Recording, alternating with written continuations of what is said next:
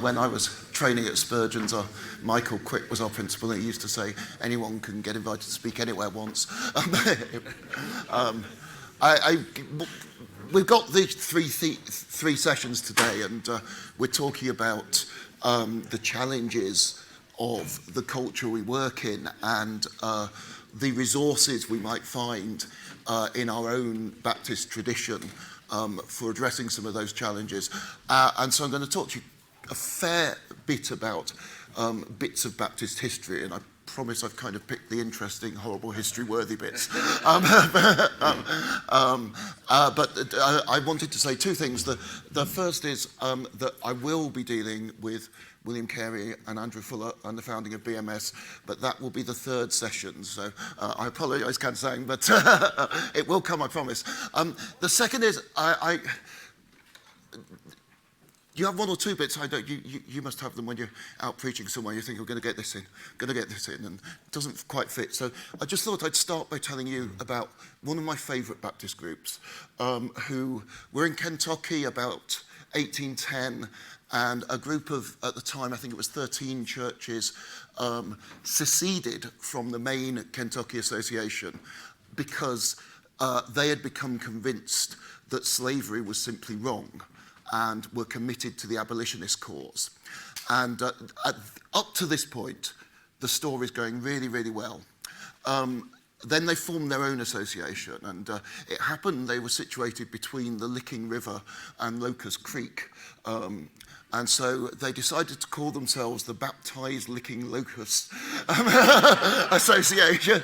You know, kind of 10 out of 10 for theological ethics, but about minus 17 for branding. Anyway, they won't come up again, but they feel like they're worth a mention.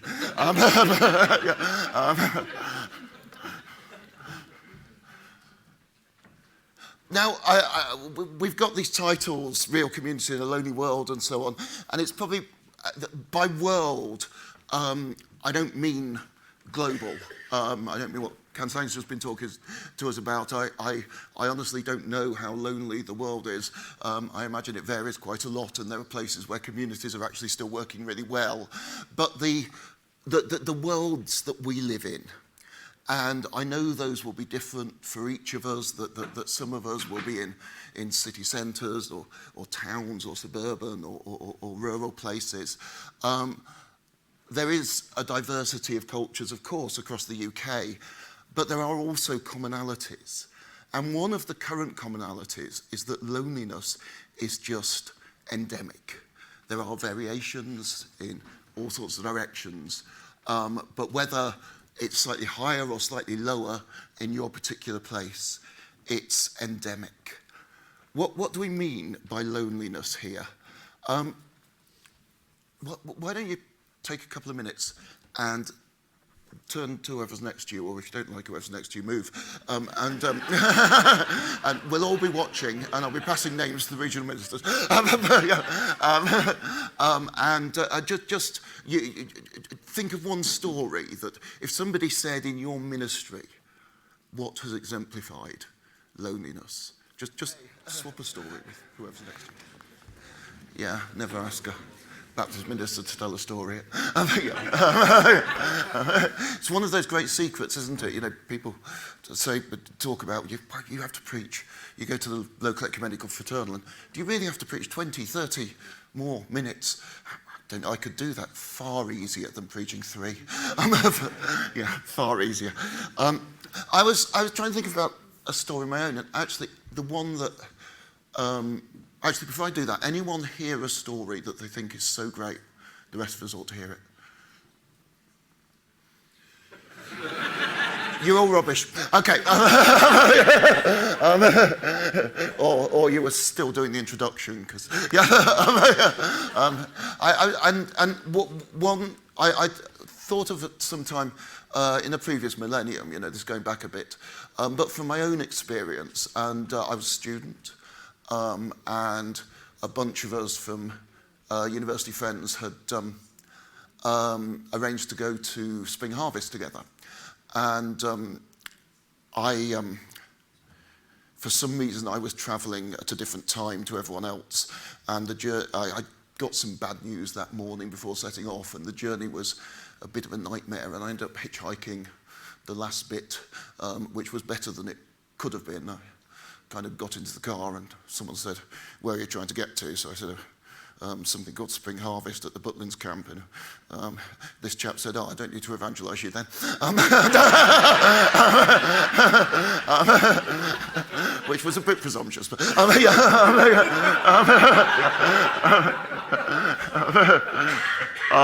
and I got there, and it was raining, and found the chalet we were supposed to be staying in, but friends had taken all the keys, and so kind of dumped my stuff somewhere. I hoped it keep kind of dry, and wandered into the big top. And there's, 4,000, 5,000 people, and they're all singing something that I didn't know. And I've never actually quite felt so lonely as at that single moment, just because there was so much happening, and I just felt a complete outsider to all of it. And that perhaps, this is a definition from the Campaign to End Loneliness. If you want to sound intelligent, it reflects a cognitive deficit model, as exemplified by Perryman and Peplow's research. But loneliness is a subjective, unwelcome feeling of lack or loss of companionship. It happens when there's a mismatch between the quantity and quality of the social relationships we have and those that we want. And the point here is that loneliness is not some sort of absolute thing. Some people are very, very happy with a certain amount of isolation, like being on their own. The first time I did the Myers-Briggs, it was a fellow church leader who was a consultant psychologist at the local hospital, and she got us all to do it, and told me that she'd never seen anyone score quite as high on the introvert scale as I do. So I get this. I mean, through church history, there have been Gregory of Nazianzus, great 4th century, absolutely instrumental in the definition of the doctrine of the Trinity, in the ends of the debates in the 4th century. Brilliant theologian, not the greatest pastor the world has ever seen. We have his inaugural sermon from his first bishopric, his first pastorate essentially, which is mostly him bewailing the sins he must have committed thus far in his life, that God should call him out of the monastic isolation that he had been so enjoying, and dump him in such a God-forsaken hellhole as this. Now, I don't know what you preached your first Sunday in your current church, yeah. But Gregory was someone who wanted to be alone. He'd found, and there are folk who want to be alone. Doesn't mean they can't be lonely, but their needs are different. Some of us will feel lonely if we don't have kind of a buzz around us 24/7. Some of us will be very, very happy, but there will be times when we need someone, a trusted friend. And if at that point we don't have that person, then we will feel lonely.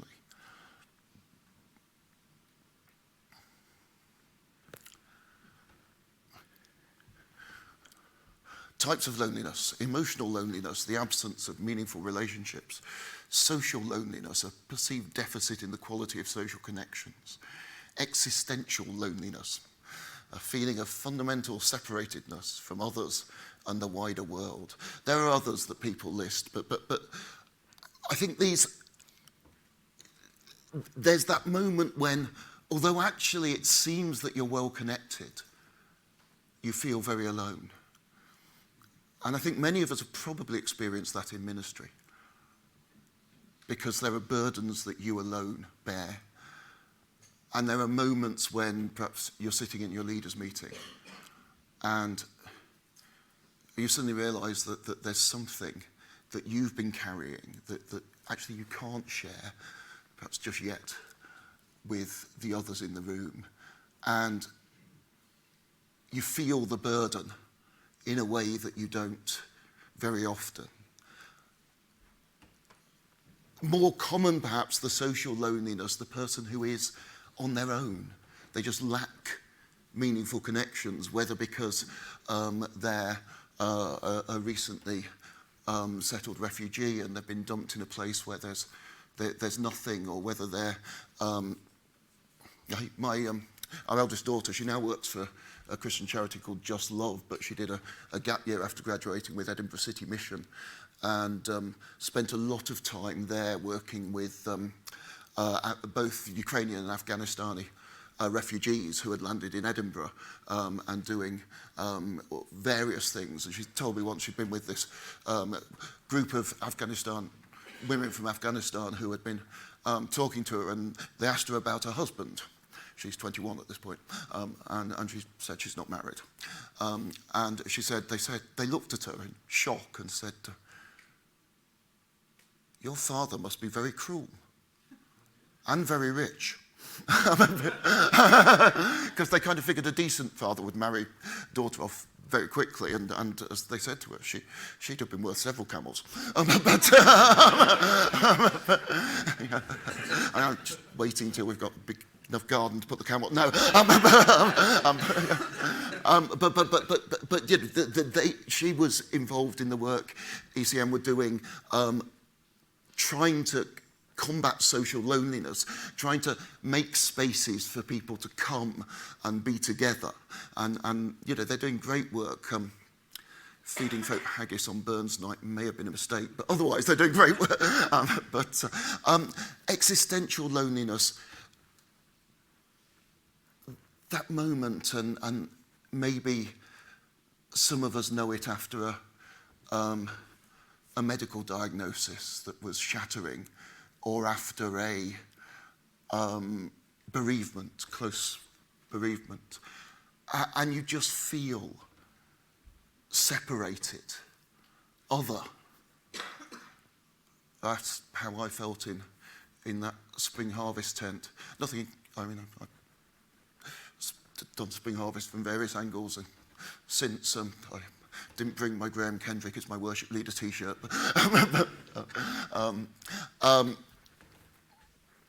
But that just moment when crashingly you feel there's no one else here who sees me, who knows me, who understands me. And all of this sort of stuff is just endemic in our world. It does vary. So increased risks of loneliness, well, if you're age 16 to 24, it's a huge issue for students when they first week in university, something we see. But it can go on and on. And again, it varies. I mean, I remember when we were coming out of lockdown, at the time I was head of school in St Andrews, which meant I was involved with 20 other heads of school, or 19 other heads of school, and talking about kind of strategies and things. And those of us who were on the humanities side were saying, oh, yeah, our students just can't wait to get back together.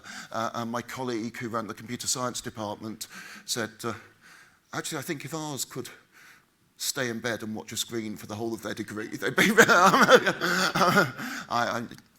If anyone here studied computer science, I'm sorry. Not for being rude, I'm just, sorry.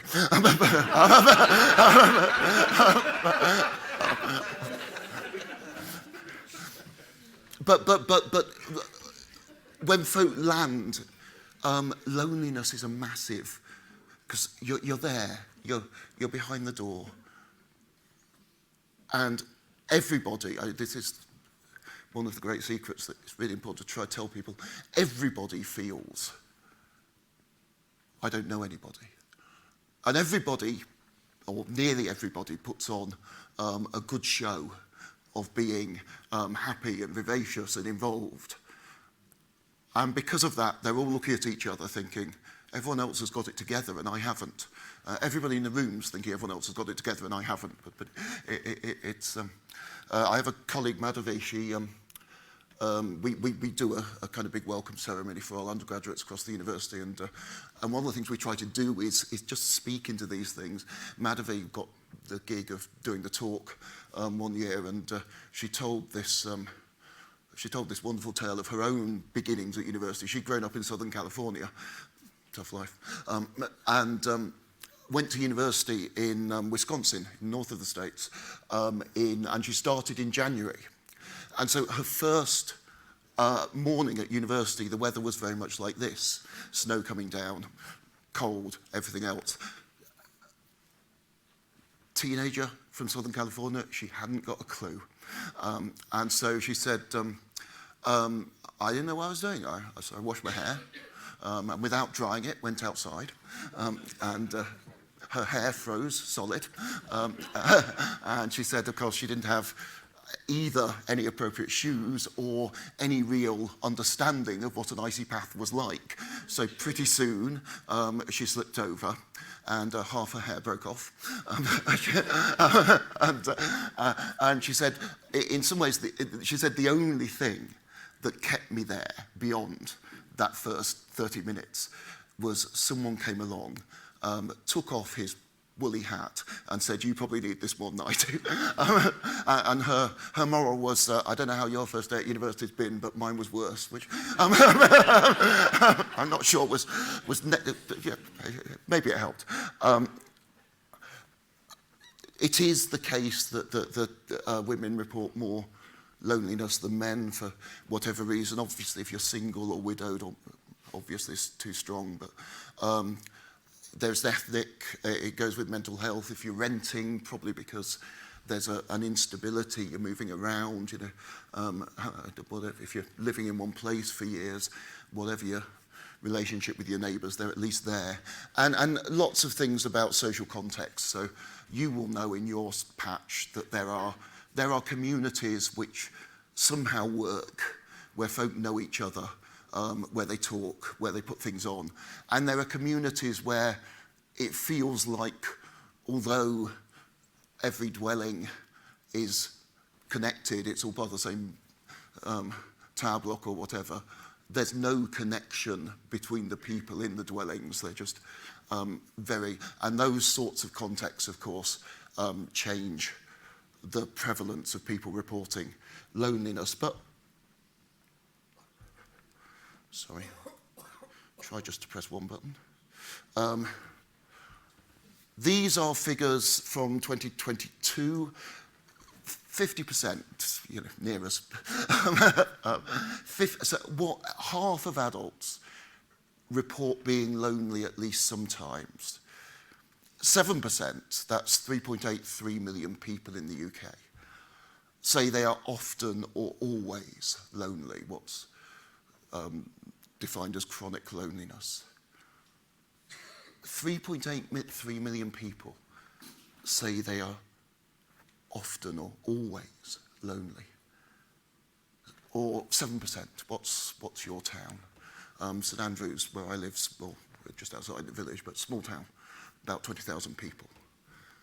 But 7%, that's 140, no, 1,400, no, yes, 1,400.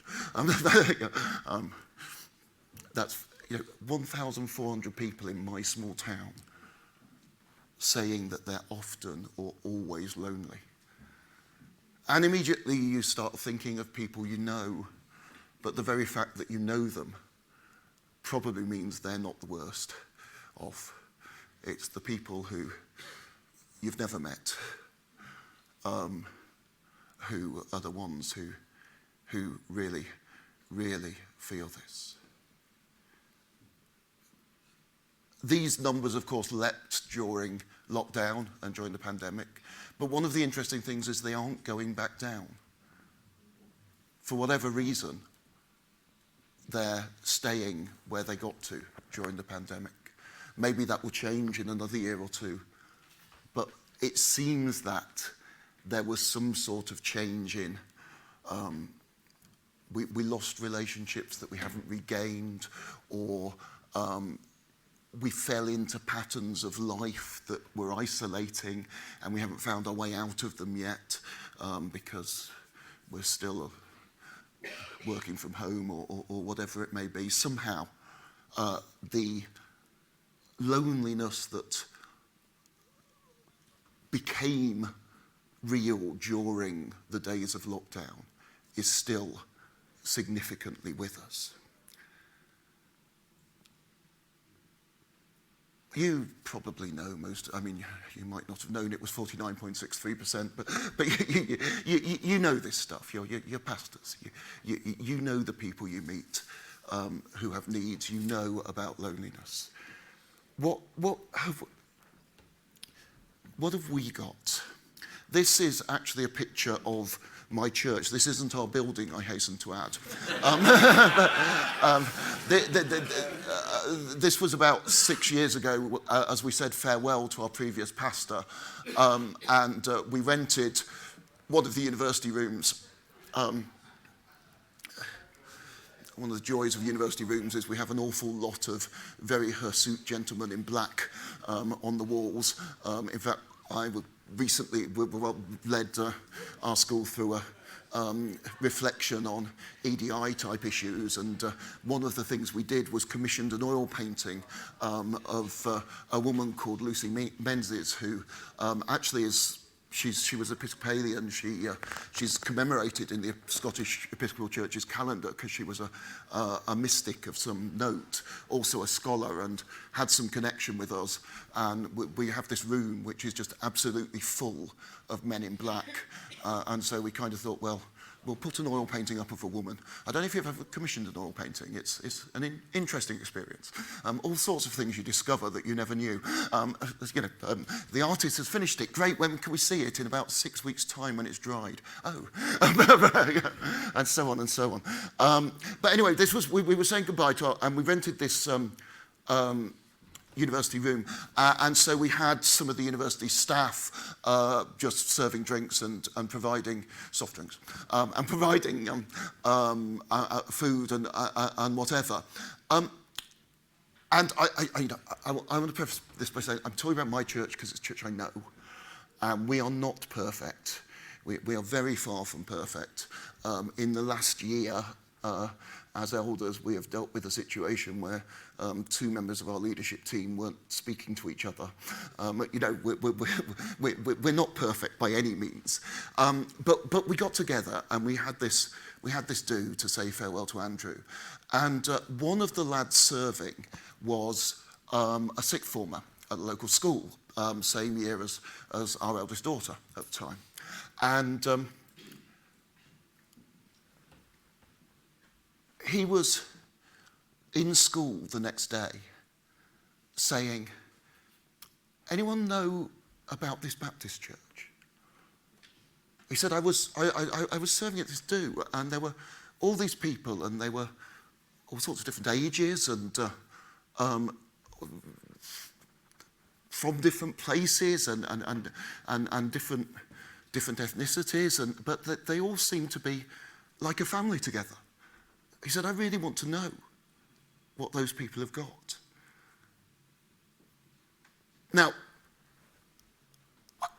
when I heard that story, I wouldn't have believed someone would have said that of our church.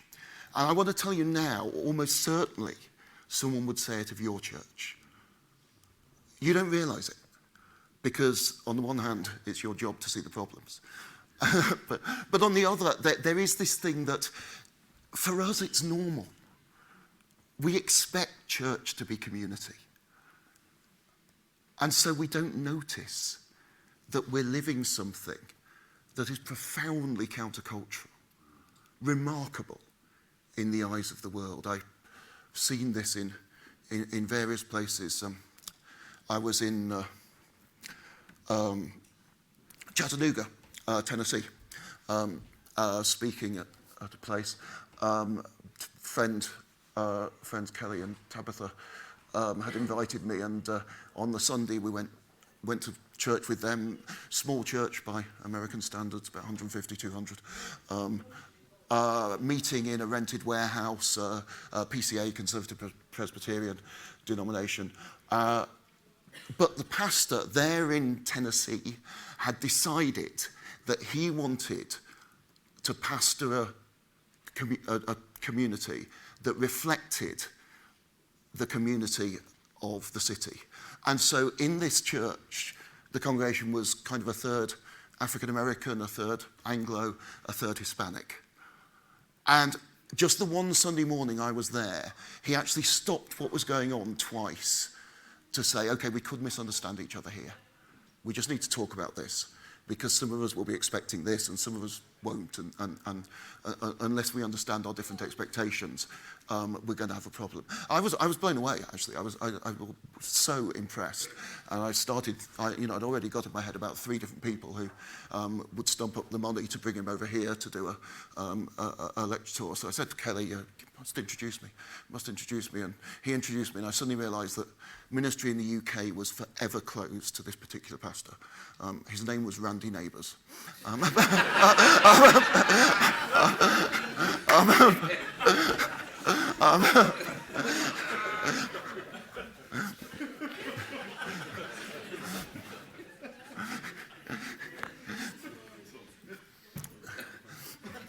But community.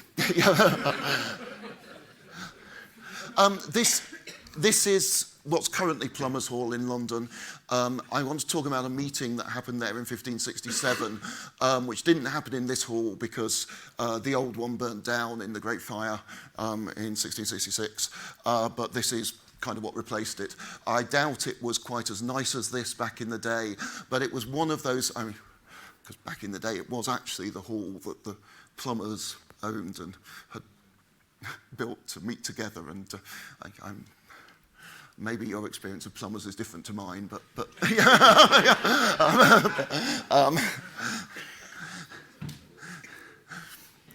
but in 1567, an illegal church was meeting in Plumbers Hall. They may well have been meeting for some years before, but they'd successfully avoided notice.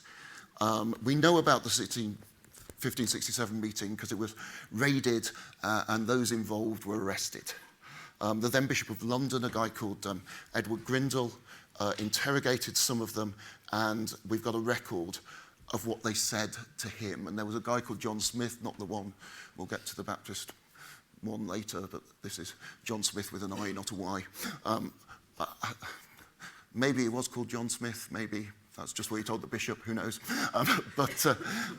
He said, so long as we might have the word freely preached and the sacraments administered without the preferring of idolatrous gear about it. I don't know, you might not know a lot about Elizabethan church, but they were, clothes became the flashpoint, vestments. They had about 3 vestment controversies. It was all about what you wore at various points. And that's the sort of thing that does become a flashpoint because you can't avoid it. You know, if you believe something weird, then so long as you keep relatively quiet, we can kind of skate around that.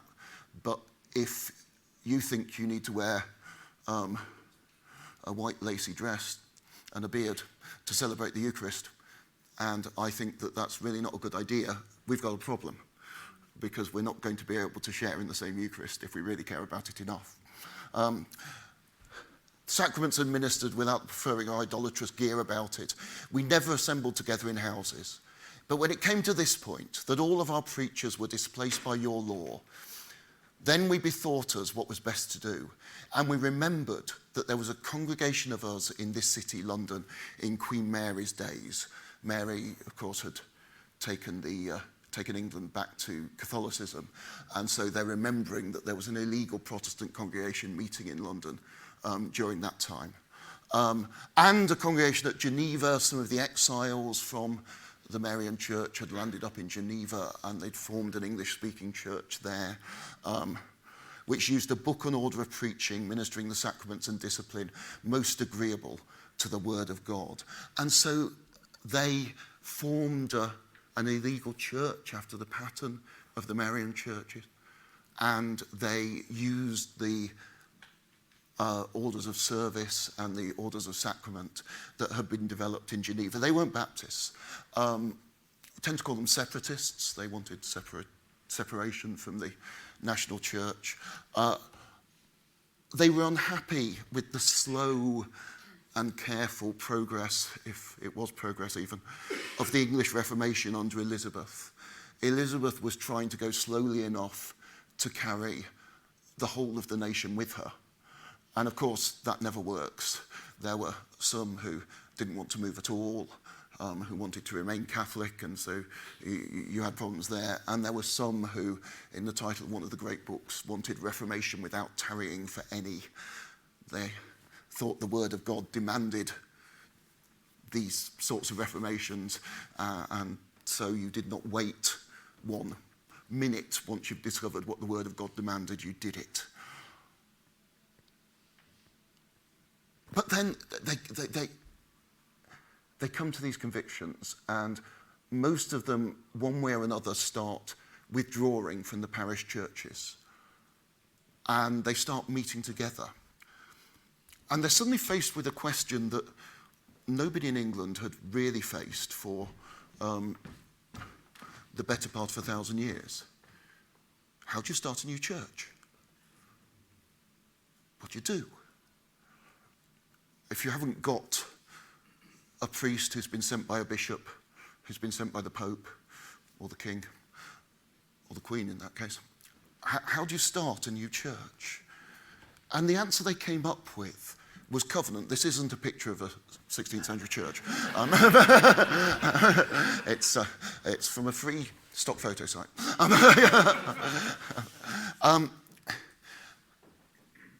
They made covenant together. They pledged together under God. They believed that King Jesus had called them together into community.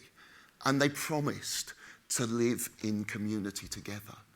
And at the heart of who we are as Baptists, because their story becomes our story, as I'll say in a moment, is this vision that we belong together, that we make progress together, that we discern God's will together.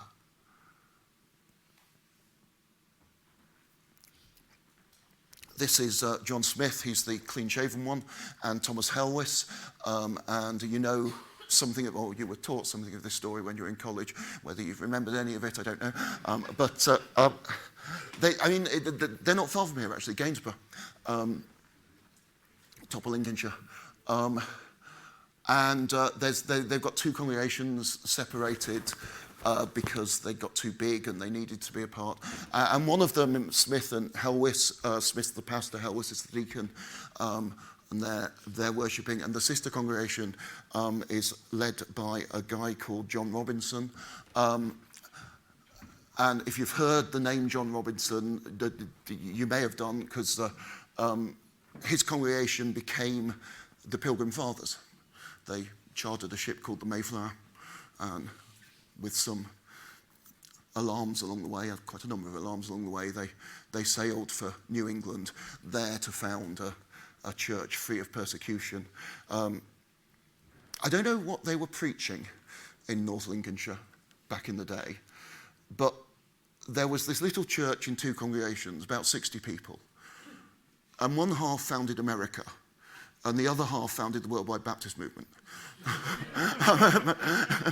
I'd love to hear the sermons.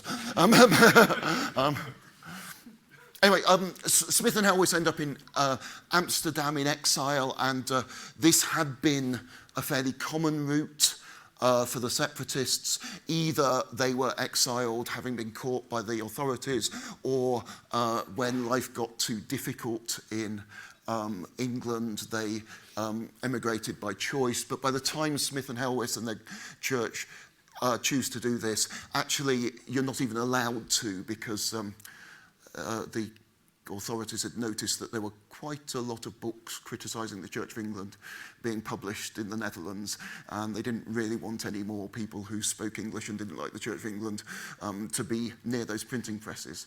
And so Helwys actually was owned a bit of land and had a certain amount of money, and his money paid for the charter of a ship, but they were betrayed. The soldiers arrived to arrest them. Some of them got away. Thomas Helwys got away on the ship. His wife Joan was captured and was in prison as they sailed away, and so on. Like most of these separatist groups, they were talking about baptism, and this wasn't they thought what the world really needs is Baptists. There's no kind of line of succession, although people have tried to find one from time to time. My favourite bit of hymnody, American, from about 1870, this represents a kind of very hard line Southern American view that the apostles were Baptists and all true Christians have been Baptists ever since. And they had a hymn that runs, not on the banks of Jordan, but in that flowing stream, stood John, the Baptist preacher, when he immersed him. John was a Baptist preacher when he baptized the Lamb. So Jesus was a Baptist, and thus the Baptist came. Well, what I really love about it is that, the Baptist church is already there, and Jesus comes and joins it.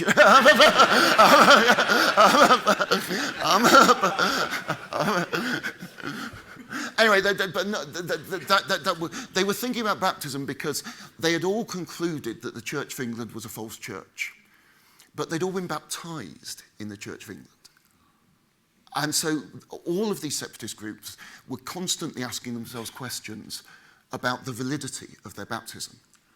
Have we really been baptized? Was what a priest wearing those popish and demonic garments did in that church full of idols, was that true baptism?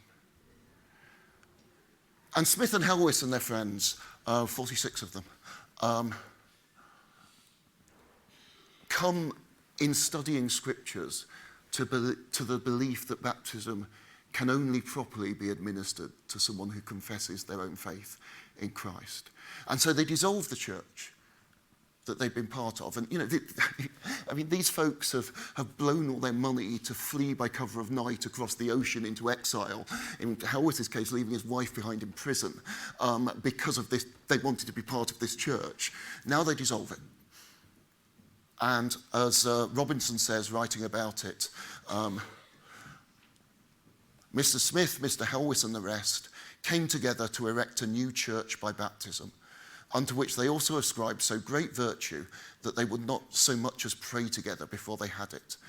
And after some straining of courtesy, who should begin? Mr. Smith baptized first himself, and next Mr. Helwys, and so the rest. I love that line about some straining of courtesy. Go on, you go on, so, slowest thing on 6 legs, 3 Christians trying to get through a door,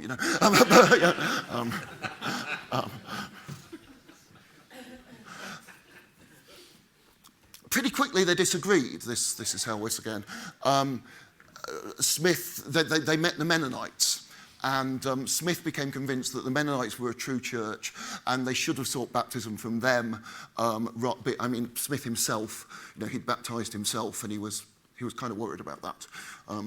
There are a few, say, Baptists in history, but it's never a perfect look. So Smith wanted to join the Mennonites. Helwys disagreed. And so Helwys and maybe 9, 10 others returned to London. Helwys is convinced that the gospel calls them to witness in their own land and to suffer, if they must, for that witness. He and his church were very rapidly imprisoned. We don't know much about how they wanted to worship. We've got 1 or 2 little hints, but most of them, Smith changed his mind quite a lot. He was a Baptist for about 18 months. Then, as I say, he wanted to be a Mennonite. And then he decided the Mennonites weren't a real church either, and ended up in this slightly weird but 17th century position of being a seeker, convinced that the true Church of Christ had disappeared from the earth and that all you could do was wait and pray that God would send some new apostles to recreate it. He published some stuff about how to preach mainly, and that gives us, assuming it reflects what they were doing before he'd changed his minds, that gives us some indication. But we do know some striking things about their idea of unity. they publish a number of books, to begin with them almost certainly written by Helwys. When he dies in prison, probably kind of 1613-ish, but we don't know the exact date. They'd kind of been shut up in the cell at the bottom and left to rot, and he rotted.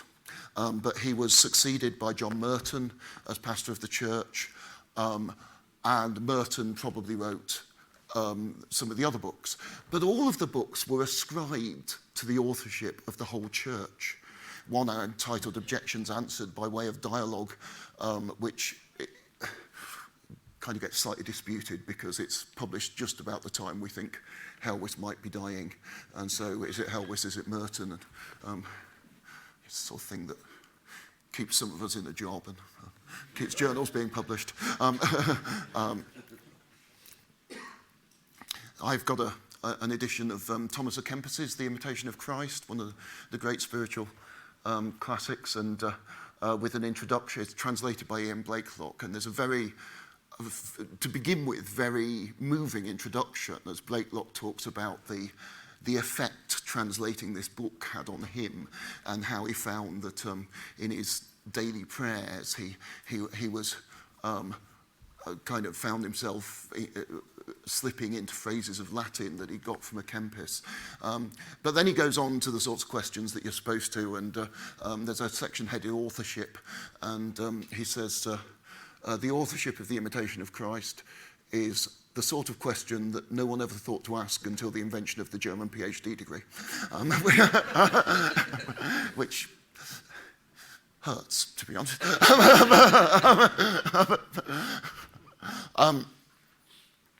But anyway, Objections Answered by Way of Dialogue, by Helwys or by Merton, but it's ascribed to. It's not by Helwys, it's not by Merton as the book is published. It is by Christ's unworthy witnesses, his Majesty's faithful subjects, commonly but most falsely called Anabaptists. They spoke as a body. The minister didn't speak for them. They spoke together. They said, this is what we corporately believe. And that's, I'm not saying I spend too much time in 17th century literature, but there is a moment later in the century where printers of Baptist material stop putting their names on books because it's become politically difficult, illegal again. And there's one particular book from that period that I made a fair guess at the printer of because I recognised the italic font from other books he printed. This is my most nerdy moment. I think. Anyway.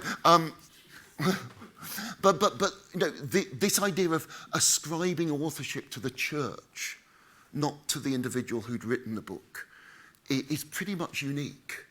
And they're doing it to say, we're together. We form our beliefs together. We confess together. We hear the voice of Jesus together. And we proclaim what we've heard together.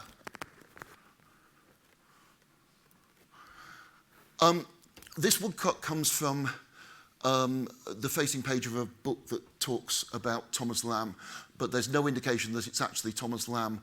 But even if it isn't, the boots and the trousers deserve to be better known. Anyway, Thomas Lamb becomes pastor of the church that has been Helwys's and then Merton's, and then disappears really for about 15 years.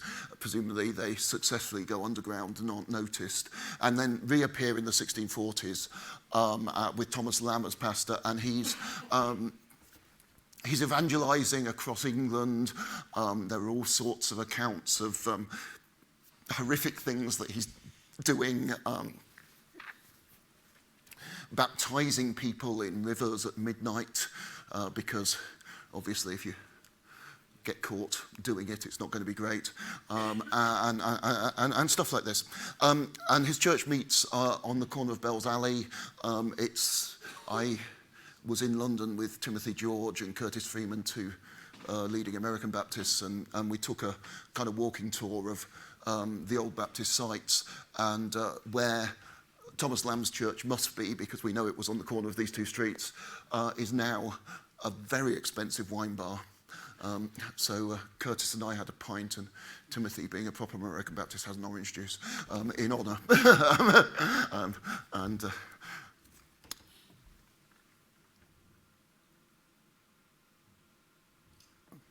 The context here, the Civil War has happened. I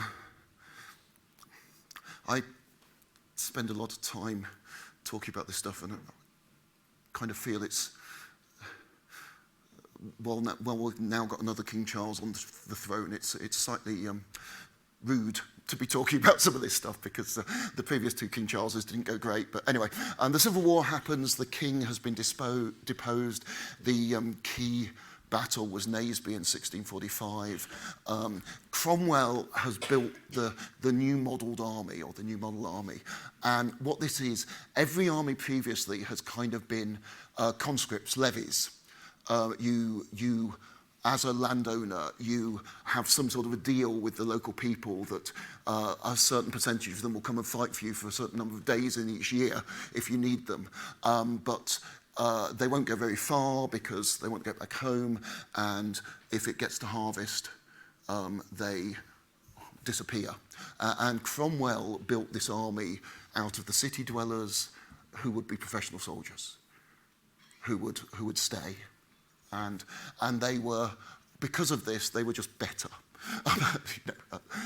The soldiering thing, and that's what won the war. But right at the heart of it were the radical dissenters, Baptists and Levellers and Fifth Monarchists and various other groups, not all of whom have become punk groups. Yeah, niche joke, sorry. I saw the Levellers before they had a record deal. And actually, you can see this if you trace the early Baptist churches in England, and to a certain extent in Scotland, although they all died out. They kind of follow the army. Wherever the army billets for a week, the chaplains and some of the officers who are Baptist preachers go out and preach, and fairly often they manage to plant a church. And so, you kind of see this, where these churches were, and you can trace the marching route of the army. I have a PhD student, Young Kwon. He's a chaplain in the South Korean army. And he said to me once, not knowing any of this history, Baptist, he said to me once, when eventually the North Korean regime collapses, we will be the first people in, and I will be preaching the gospel. And I said to him, that's how we started as Baptists, army chaplains preaching the gospel, which he was quite excited about. So there's more freedom, there's more visibility in the 1640s, but not everyone's delighted with the freedom the Baptists have got. There's a guy called Thomas Edwards. He wrote 3 books, Gangrena Part 1, Gangrena Part 2, and Gangrena Part 3, or actually part the 3rd, but anyway. He is convinced that, yes, it was right to get rid of the king and the bishops, but what the country really needed was a national Presbyterian church like Scotland had. And the fact that all these Baptists and others were being allowed to preach was really, really dangerous and difficult. So he writes his books. The first one lists 176 errors that he has heard being preached from pulpits in London. They all come out in the same year, 46. By the third, he's got that up to over 300 errors. He repeats various information. Sometimes it's just gossip, sometimes it's not even that, about the groups he hates. You can do a Freudian reading very, very easily. He spends far, far too much time on one isolated rumour of someone baptising female converts by night naked, which he keeps coming back to. Clearly he's got a thing about this. But Lamb's church is firmly in his sights, and so we get lots of detail about what was going on there, although not necessarily from a friendly source. Edwards is scandalised. He's scandalised that Lamb, who was a soap boiler by trade, he'd never been to university. He didn't have a degree. His parents didn't own land. His father didn't own land. He could not possibly be an appropriate person to be ministering a church. They'll be letting carpenters lead churches next.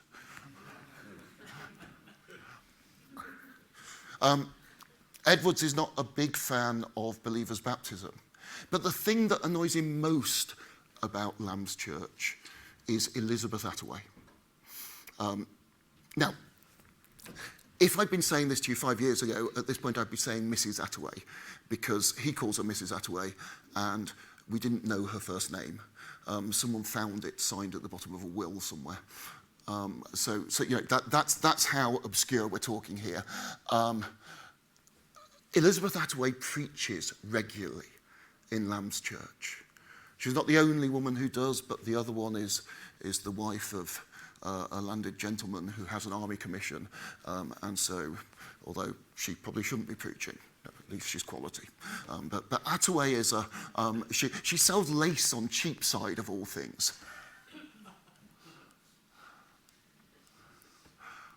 And Edwards goes on and on and on about the disorder. It's worth remembering, actually, you know, people say you're only allowing women to preach because you've been reading Germaine Greer, and well, you know, Thomas Lamb in 1646 had not been reading Germaine Greer.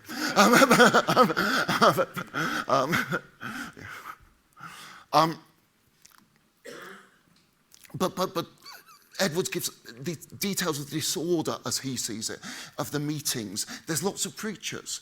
The congregation choose, kind of by vote or acclamation or shout, who's going to preach next.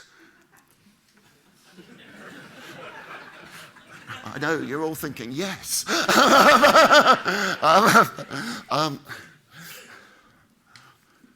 After every sermon, there's discussion amongst the congregation about whether it was right and what they need to do in response. And to Edwards, who thinks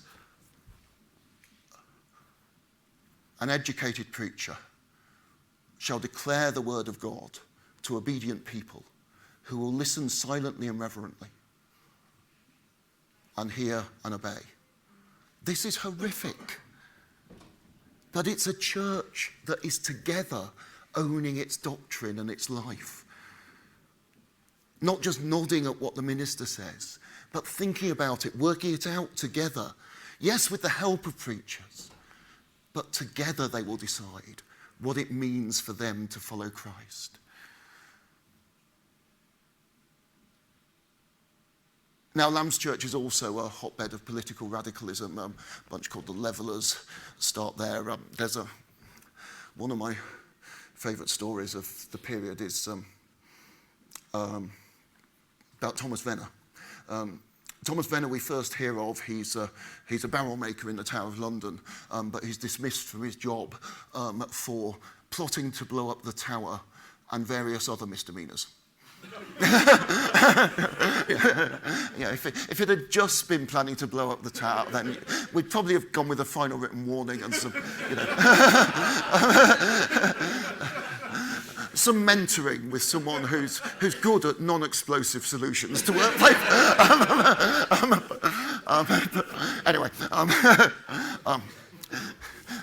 Venner then organises a rebel army, about half of which are Baptists, and they plant 4 caches of weapons around London, and they agree that when the signal comes, they will take these weapons, they will march on London. And this all happens, and they do. Some of them do, I'll come back. And actually, they're in control of the centre of London for 4 days. I mean, it's not trivial. But only half his army marched. Because they'd all been reading Daniel very carefully. And they were absolutely convinced that in the story of the little horn in Daniel, look it up if you don't remember, it's not, there is a prophecy of the fall of Cromwell and the return of Christ. And they're adding up times and dates. And Venner and those who march are convinced that this is going to happen in April. But most of the Baptists think it's going to happen in August. So they stay at home. Baptist life was just more interesting back then. Anyway, but you know, the church, it is a church that's owning its doctrine together. The Leg of Mutton Baptists, another of my favourite groups. A later, and it's not Edwards, but a later list of heresies and horrors mentions the Leg of Mutton Baptists. Seems to be a tradition that you find in at least one of the London churches, but also first in Fenstanton in Cambridgeshire, where communion was celebrated as part of a fellowship meal. And for some of them, this was a matter of biblical obedience. Jesus instituted communion at the Last Supper, where there was lamb on the table. So we eat a meal, roast lamb or mutton, and have communion there. But for others, it was just practicality. You know, Fenstanton, the area was not more populated than it is now. To draw a church together, people were coming long distances. They didn't have cars. There were train strikes most Sundays. You know, they were walking. And if you've walked 4, 5, 6, 10 miles to church, and you have the service, then it only makes sense to eat together before you go home. Sharing a meal was an act of mutual care and fellowship, the church being together, community. And meals are really, really important here. To do yet another reveal my age thing, when I was training at Spurgeon's, we had a visit from a young Anglican curate who'd got a new evangelistic tool that he was quite excited about and wanted to share it with us. His name was Nicky Gumble, and he explained what the Alpha course, and he said the Holy Spirit weekend is where it all happens. And even then, and I said it to him at the time, I was sitting there thinking, no, it's meals. Eating together is where it all happens. And actually, if you read the classic testimony of Alpha converts, the classic Alpha convert testimony is, I woke up one morning and realised I'd been a Christian for 3 weeks. You've re-socialised someone through meals into a new community. Eating together. This is Skye. We've had a couple of really nice holidays on Skye. I don't know if you know Skye, but rainbows are something you see quite a lot, because it rains quite a lot. You know, the 17th century Baptists were not perfect. I've mentioned rebellions and blowing up the Tower of London. There were various other things going on. There was lots wrong with them. I won't bore you with all the details, but there was lots wrong with them. But they had this vision of unity. Not just a theoretical or theological account, although it certainly was theological, but a vision of living unity and diversity. King Jesus calls us together. And so we covenant to walk together and watch over each other, a fine old Baptist phrase, as we follow him. And that means we take shared responsibility for discerning truth, not rejecting the place of preaching, but owning that together we're called to test, to examine, to apply preaching. It's really good to have your house groups following up on the sermon from the Sunday before, because that's the community, owning it together. It means caring for each other, roasting the leg of mutton for those who have travelled. It means pastoral care. It means training in discipleship. It's the responsibility of all of us together in home groups, in other small groups, in conversations one-on-one, in church weekends away, in whatever it is we're doing. to know each other, to be known, and together to grow into holiness. When we were in our year's vacancy, we had about 30 new members join, which sounds great, but actually most of them were students who had been worshipping with us and very active in the music group or the children's work or various other things. And they just suddenly realised they didn't get a vote on who the next pastor was going to be unless they became members. So they all applied to become members. And I remember one morning I was sitting with Catherine, our student worker, in my office in the university, and we just spent the entire morning with students coming in one after the other at 20-minute intervals, and we talked to them about membership. And you fairly quickly, in those situations, you know, you fall into kind of, you find ways of saying things that seem good, and you keep using them. And I found myself saying to these students one after the other, if you become a member, you give us the right not to leave you alone. When you move on, if you become a member, we will be following you, asking if you've found a new church, trying to help you and encourage you if you haven't, gladly releasing you into the love and care of another community when you've found it. But until then, you are ours. You've committed yourself to us. We've committed ourselves to you, and we won't let go of that. Okay, quickly, we've got 5 minutes. It's not working. This is a great Baptist phrase, a covenanted congregation of visible saints walking together in the ways of the Lord and watching over each other. Probably you find this phrase about once in the 17th century, but lots and lots of phrases like it at the end of confessions, in church covenants as people found new churches by covenanting together, in descriptions of what it is to be Baptist. Visible saints, not perfection, but an expectation of difference. You should be able to see something different about the church. And yes, that is the community, and that's wonderful, but it's also in the ethics. And that's part of what we do as we walk together. We challenge each other. We ask the questions. In love, of course.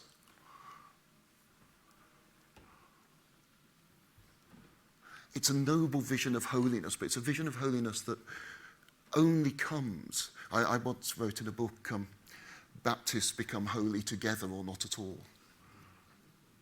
Together as a church, we spur each other on, watch over each other, and walk together. Watching over each other, corporate pastoral care.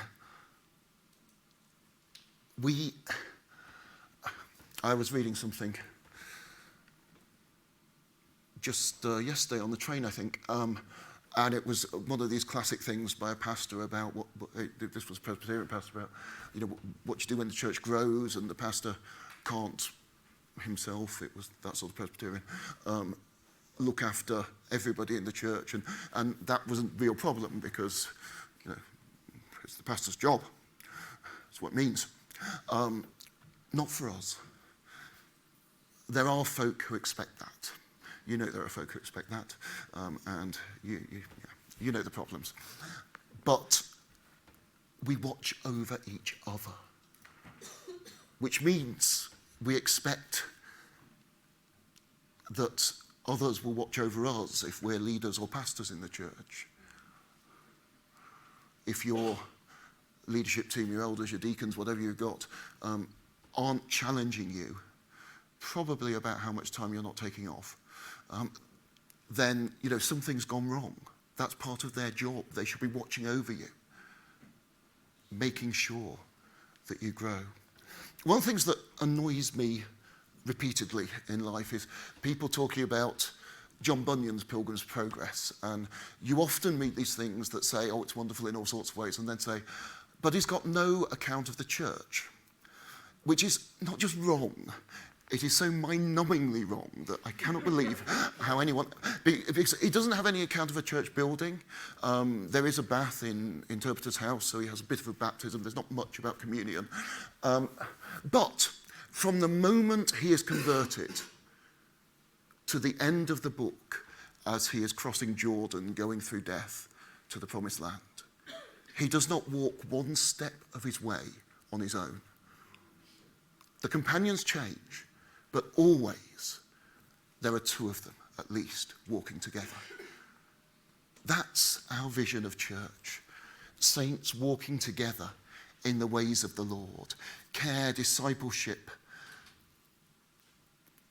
Holiness is irreducibly communal for us. And this starts in covenant, in this promise and commitment to be together.